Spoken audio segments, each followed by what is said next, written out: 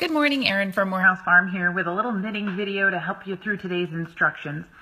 If you've completed the appointed number of rounds on your sock cuff so far, you're ready to split to start for the heel.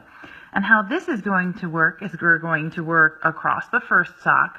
We're going to turn and come back across that sock so that we're just knitting flat, and that'll complete 2 rows. Then we will continue on sock 2, turn and work back to the center. And that's going to complete 2 rows on each sock. So real quick, according to the pattern directions, we are going to slip a stitch knitwise.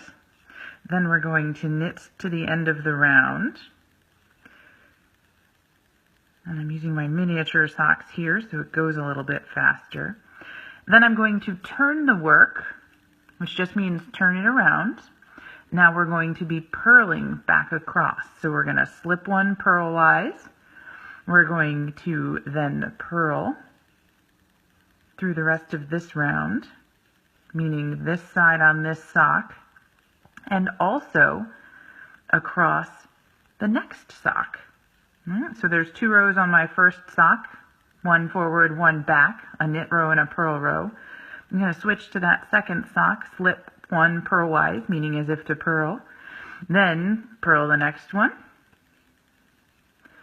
and continue on for the rest of the side on this sock. Okay, I'm going to turn my work again, and notice I haven't had to slide the needles around very much, which is kind of nice for this one. And then we're going to knit back across this row, so slip 1 knitwise, then knit the remaining stitches.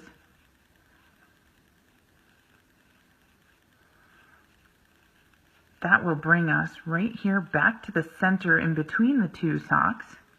So we've completed the same number of rounds on each of them. So they're each 2 rows longer.